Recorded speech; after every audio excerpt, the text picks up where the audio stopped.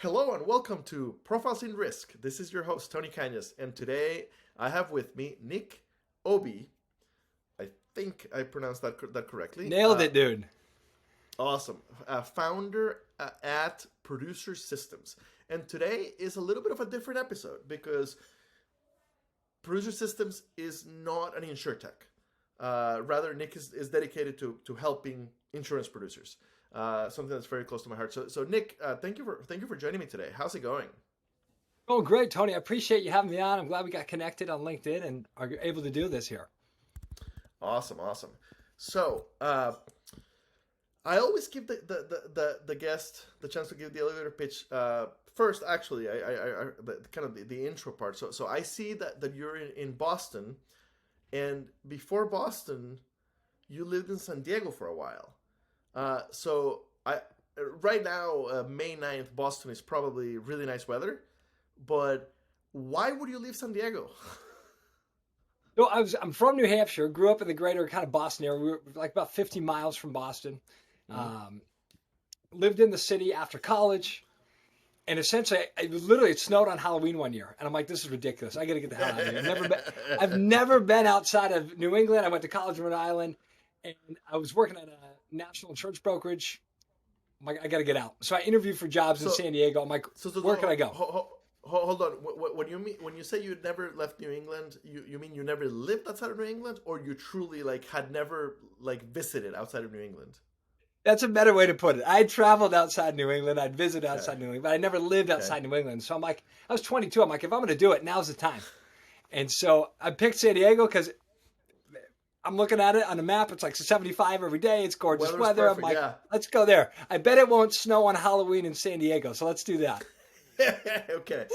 So why come back? Good question. I got that a lot when I first moved back. People are like, you made it out of New England. You got out of the cold. What the hell are you doing back? And to be honest, I truly missed the Four Seasons, which sounds crazy to a lot of people. But I think moving away gave me a new appreciation for where I was from. New England is an amazing part of the country. My wife and I ski. We hang out at the lake in the summer. It's just there was a lot to offer. And being a producer, I was starting to build my book. And I'm like, if I'm going to build it, I don't want to build it twice. So I want to get to an area where I want to be 100% right, and build it once. If I was in a different role, I probably would have done something else. So perfect. I probably would have stayed longer. So normally I start with asking for the elevator pitch. What is Producer Systems? But in this case, given that you're not an insurtech, let's kind of let's go over your history. Okay, so you get a degree in marketing. Yep. And did you land in insurance right away at Brown & Brown? Yes, I started like the Monday after I graduated. Graduated on a Saturday, I started that Monday. And the guy that I worked for, he's like, hey, you can take the summer off. I know you just graduated college. I'm like, great. But will you pay me? He's like, well, if you don't work, I'm not going to pay you. I'm like, well, then I'll start Monday, dude. I don't have any damn money. So I got right into it right out of college. And so I started there. And from there, that's when I went to San Diego. And okay. So I went to an agency out there, like independent. So as an industry, we have a training problem. Disagree with me. Feel free to disagree with me. But my experience is, as an industry, we have a training problem, and that training problem is even worse in the agency side, and it's even worse for producers. Even the big guys don't know how to train producers. Like even the AJ Gallagher's and Aons of the world grow by acquiring successful producers, not by growing successful producers. So now Brown & Brown, I've heard good things about.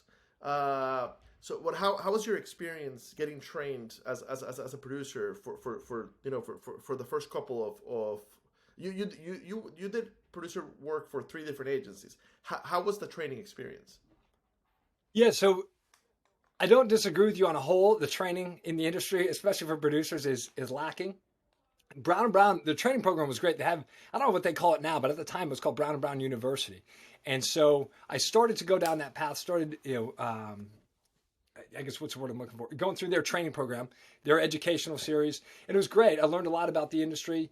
I went to, Hartford School of Insurance. They had the CLCS designation, I've heard kind of the basics of insurance. Yeah. Mm-hmm. So Brown & Brown sent me there. It was a great program. But I got to a point, I was probably like 6-7 months in, and I'm like, Brown & Brown's a great company, but it wasn't for me. I didn't like the corporate structure. I wasn't a good fit in that environment. I know some people thrive in that environment. It wasn't for me. And so despite the training that was offered, because that was a decision I had to make. I'm like, well, do I stay anyway and get the training? But I just felt like it just wasn't a fit. So I decided to move on and went to this agency out in San Diego where the training was not as robust, right? And I knew that going into it, but I had some more flexibility. I had some more freedom. And so it was a trade-off. Okay. So you do 7 months of Brown Brown, a year in San Diego. You come back to Avery, and I'm not familiar with the agencies in Boston, so I don't know how big Avery is. And you spend almost 10 years at Avery. So if you spend 10 years at Avery, I'm assuming you successfully built a book of business. You wouldn't have lasted 10 years otherwise. Yeah, I think you're right. I don't think I could have struggled along for 10 years, but we had some success. Really though, where I first kind of figured out that I wanted to be in the industry and stay in the industry was in San Diego. And it literally all started that first quarter I was out there. I was moving into a new apartment. So I moved across the country, getting a new apartment, and I was waiting on a phone call from a producer that I was working with, a senior producer. We had this deal. It was like a $250,000 premium deal. At that time, I still measured in premium. I was still green, still young, didn't measure in revenue. And I'm moving in. I get the phone call. He's like, we didn't get it, dude. And I'm like crushed. He's like, but hey, maybe next year. I'm like, dude, I don't know if I have a next year. Like, I got to write some business now. And what was most frustrating. I got to pay rent. Yeah, exactly. But what was most frustrating about that was the last deal I had. It was probably like late March, early April. Out of a $4.8 million premium pipeline that I'd built in the first quarter. Cold calling up and down the coast of California, the west coast of this hot landscape program we had. Yeah, so that was the last chance I had to write anything significant out of it. And we lost it. Out of the $4.8 million, I wrote basically $1,000 BOP in the first quarter. I was crushed. I'm like we were just saying, I got to pay rent. I'm frustrated. I'm like, is this really what this industry is going to be like? Is this going to be my whole career? Every 90 days, I'm going up and down. Like, am I actually going to write this stuff? What am I going to get paid? And then if I write it, now I'm going to look at, every year at renewal. I'm going to be looking over my shoulder. Am I going to lose that account? I'm like, I can't do this. And so I was not going to work. So I'm like, if I'm staying in this industry, I want to understand a different way. And I'd heard about the BOR, and that's when I really started studying and committed to the BOR process. I'm like, I'm going to learn this. I'm going to figure it out so I can build my book really with, a predictable pipeline. I want some sustainability on the back end. Let's pause real quick. Okay, so as a former underwriter, I know what a BOR is, and any producer is going to know what a BOR is. But for the general insurance audience that has not been either a producer or an underwriter, so a BOR is a broker of record letter, which basically you can use to transfer business away from another agent to your book. Basically, the client saying, "I want you to represent me from now on." So. Why did you like working through BORs better than going after fresh business? Yeah, so from the prospecting side, it was still fresh new business, right? We're still reaching out to new prospects, but we were just changing the conversation that we were having. Instead of that $4.8 million pipeline that I built, the conversation was, hey, we're going to be 40% less. We have a new carrier, it's new to the market, and they're going to drive down the cost. Can we have the opportunity to look at it? We weren't 40% less. We were like 12% less. And so now these people came back and said, well, Nick, the only reason I really let you work on it was because you told me you're going to be 40% less. And now I'm just going to stay with my current broker. 12% is usually not enough to give up my current broker. Yeah. And what had happened was the carrier wasn't quite 40%, but then the carrier that was about to lose all these accounts, they actually lowered their rates as well. So the spread wasn't as big as we originally thought. Mm-hmm. And so what I loved about the BOR was now that we were positioning it as, look, we will get you the best quote. We will get you the best premium, the best carrier in the market. We'll get you the best coverage. But you are choosing to work with me as your broker. We are going to partner together, and then we'll go to the market. So there was this commitment up front from the client before we did the work. But Nick, you're about 22 and a half. You're brand new to the industry. Right. Like, what the hell do you know about insurance? For those watching on video, at that time, at 22, he had long flowing hair. Now not so much. My point is like why would a potential client sign a BOR for a very young broker or agent? Yeah, so you poured out my hair. Going bald was the best thing for my damn career. You're like, dude, this guy, he must have a ton of experience. Exactly. It couldn't have happened faster for me. And so you make an amazing point. And I think a lot of new producers, whether you're 22 or whether you're coming in and you've, what's the word I'm looking for? Career change, right? You're coming in from a different industry into the insurance industry. You don't necessarily have the coverage experience. And for me, the BOR actually solved that problem because I could become an expert in the process very quickly, much faster than I could become a coverage expert. So for me, it actually became more comfortable to sell on BOR because I could show you the prospect. Here's how we're going to navigate the insurance market. Here's the steps we're going to take to actively manage your program throughout the year. We're going to do these 5 things to negotiate your premium so that you don't get your renewals last minute. And the premium, if it is going up, you're not going to be surprised by it. Whereas selling on coverage, I really struggled with because you're right. I'm 22 and I've been in the industry a year and a half. I don't have the coverage experience, and it's obvious. So for me, the BOR was actually a much easier sale and a process because I could be an expert in that, and then I could pull in coverage experts from the agency to help me, go through and make sure that we had the right insurance program because we still had to get the insurance right. Just because they're signing something over to us and hiring us doesn't mean we ignore the coverage. We don't ignore risk management. In fact, my good friend Jeff McIntosh, just today, I think it was today or yesterday, we're recording on May 9th, 2023.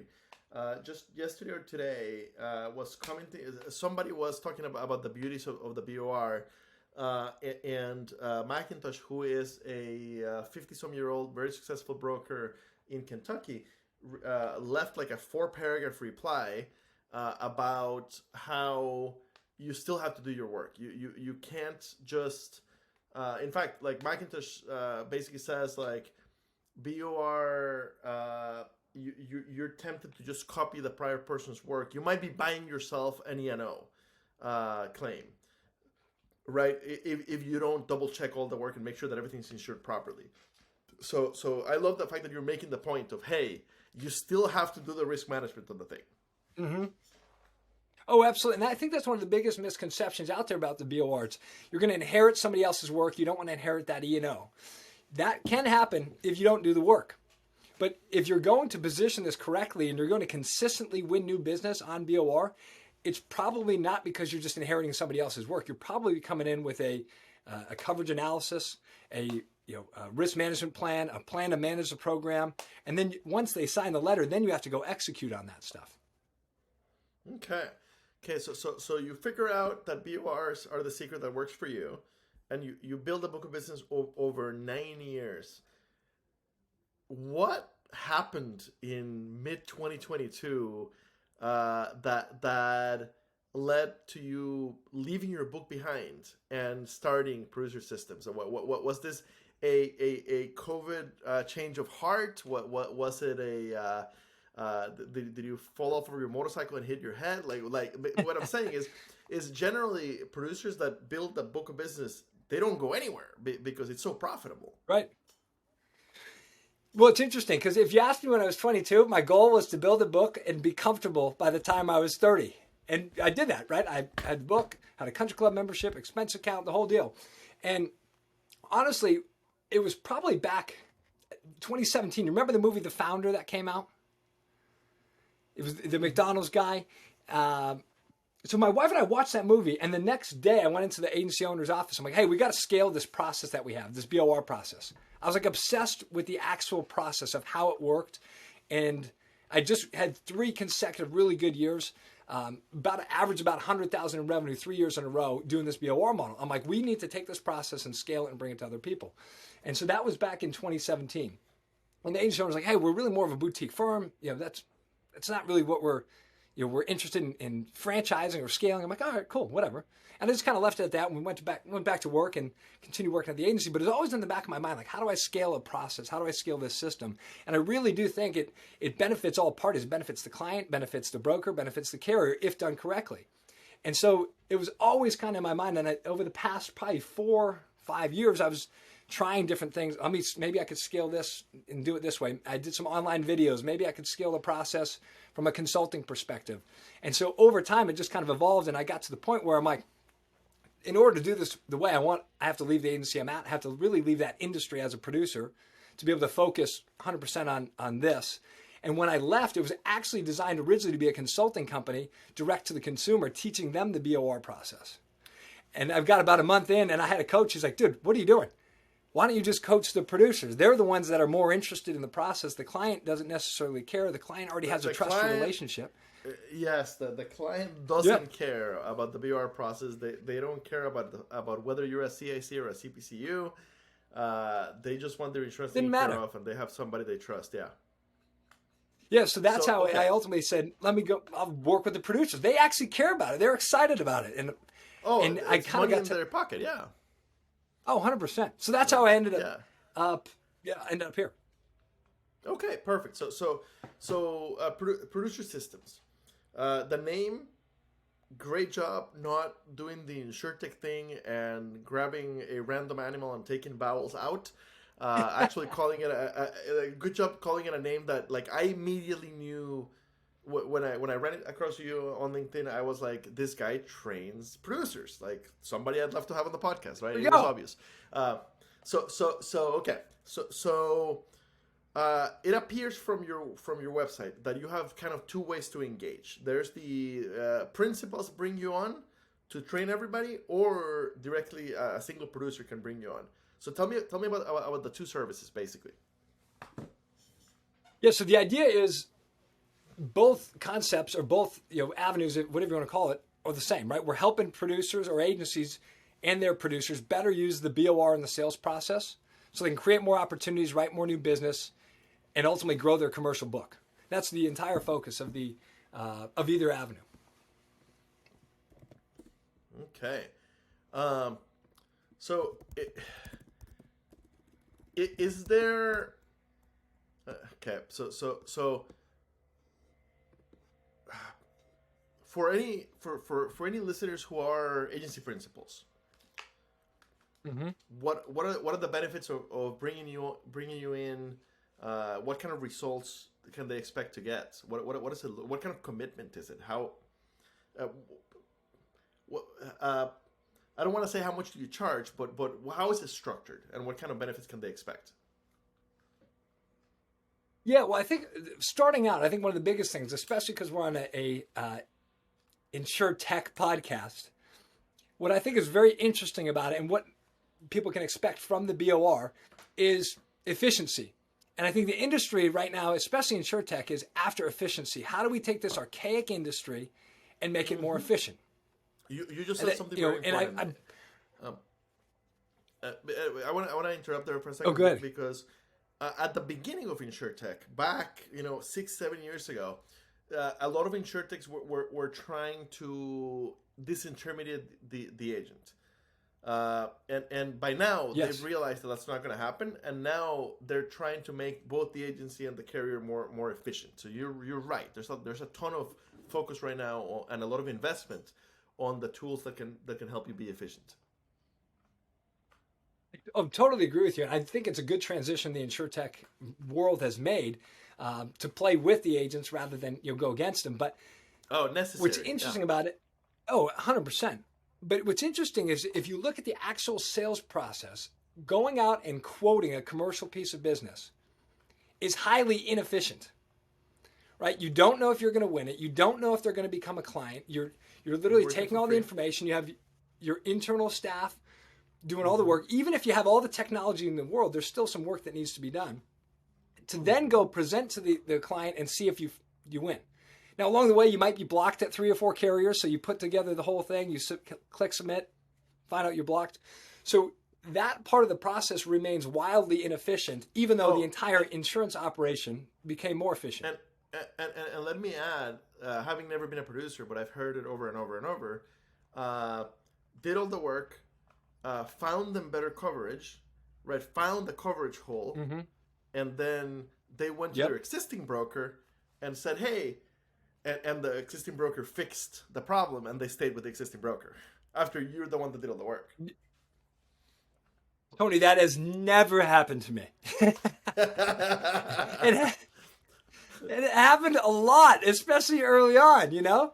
And that's what part of the biggest frustration I had. I'm like, so how do I solve this? How do I fix this problem? And to me, the BOR was the solution, because now you're putting you're forcing the client or prospect really to make a decision ahead of time for reasons. You're giving them reasons other than a price to move to you.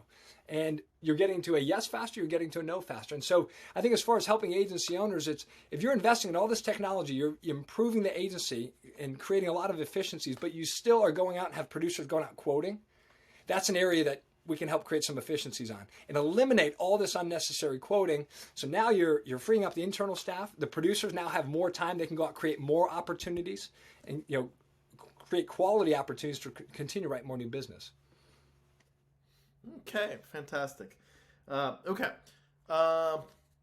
You didn't answer the question on how is it priced, and I don't need an exact number if you don't want to share it, but just is it a for each hour of Nick's time? Is it how do you price your services? Yeah, so as of right now, what do we say, May 9th, to check. We've got, on the producer side, I have what I call Producer Systems Live. It's a live weekly call, 12 p.m. Eastern every Wednesday. Right now, there is no charge. Producers can jump on, ask questions. Ideally, they come every week and work through and build out their own BOR process, their own prospecting system. On the agency side, we're charging the actual agency. Right now, it's a 3-month commitment. We work with them to build out their BOR selling system. We build out a prospecting system, and we help them build out a high-performance system so their producers can go out, create more opportunities, write more new business. So it's a 3-month engagement, and the idea is at the end of the 3 months, they've got everything set up. They can go out and execute on their own, or they could continue to engage with us on a monthly contract, essentially, to continue to coach them through those processes and systems. Okay, perfect. And it's early in your new adventure since you just went off in November, but I'd love to have you back in like a year and a half and basically ask you one question. Well, how has it changed? But also, sure. The biggest one: what kind of results are the producers that you're working with seeing? So I would love to be back. At this point, you probably only have like preliminary numbers. Yeah, we've got preliminary, and then really, the results I've got are, how I built my entire book off of it.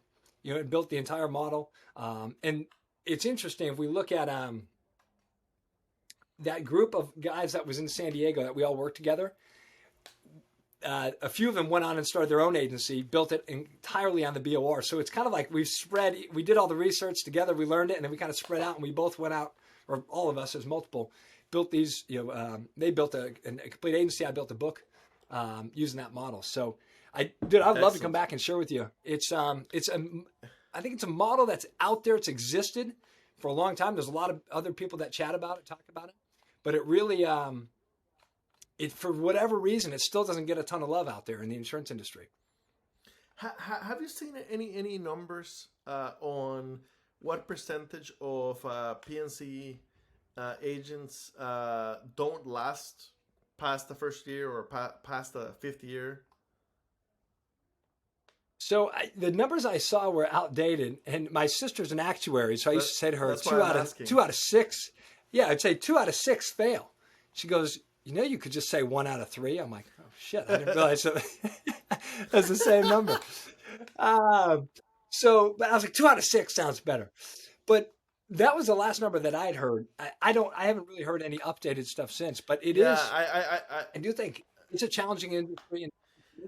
I would guess that it's higher than 1 out of 3 fail. I'm a P&C guy, but the number that I've seen a lot is on the life side.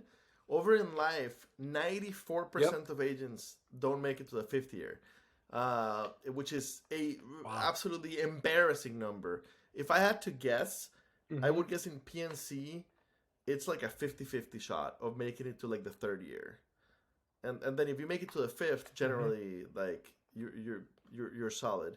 But yeah, if listeners, if anybody has some updated research on this, I'm sure Nick would like to have it too. But I would definitely love to have it. Nick, thanks so much for your time today. Quick question: any Yeah. any classes or books or any resources that you would recommend to a young producer? So I often recommend The Wedge, which I haven't read myself, but it's what a lot of people have said. But yeah, I'm just curious. Well, you mentioned the Hartford School, and I've heard good things about the Hartford School. If you can go to that, but any other books or resources that you recommend to young producers? It's interesting. Producing for as long as I did, I never actually read insurance sales books.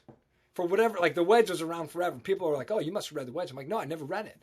And I was always, for whatever reason, the books I read were outside of the insurance industry. So sales books outside of the industry, sales trainings, and then I would take that and I'd apply it to the insurance industry in this BOR process. So as far as a good insurance sales book, I don't necessarily have one. I would encourage young producers, get on LinkedIn.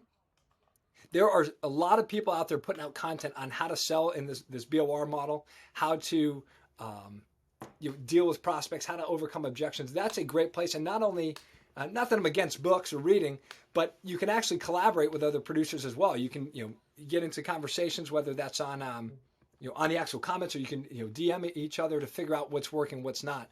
And for me, doing it real time was like the best learning experience for me. I'd take something, I'm going to go try this with the BOR. Definitely. Try it out. Didn't work. Okay, let's correct it and move on. So when this goes live, I will tag you and Producer Systems on LinkedIn. So for the listeners, definitely follow Nick Aube. Who else who should they follow? Comes to mind to me, Charles Specht, Specht. Is always talking about BORs. Who else is often talking about the BOR side? Yeah, he's big into it. He's been doing it a while. It was funny. He reached out to me years ago. We'd connected on LinkedIn when I was producing. And again, I think I was like, wow, I'm good. I got to figure it out. So since I left the insurance industry, I had messaged him and said, hey, I finally get what you're talking about with this consulting thing. And so he's done a great job for years. There's a few other guys, a couple guys I'm buddies with. Micah Salas, he's a producer. He talks a lot about the BOR and that process, and then he's involved with the Max Revenue Show. That's another.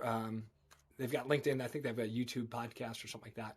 So there's agents and brokers out there that are having these conversations, and I think a misconception around it is like, well, it's like BOR or bust. I think the biggest thing is, as a producer, understanding the BOR, understanding how to use it, and then tailoring that approach to you and your agency and getting comfortable with whatever that looks like.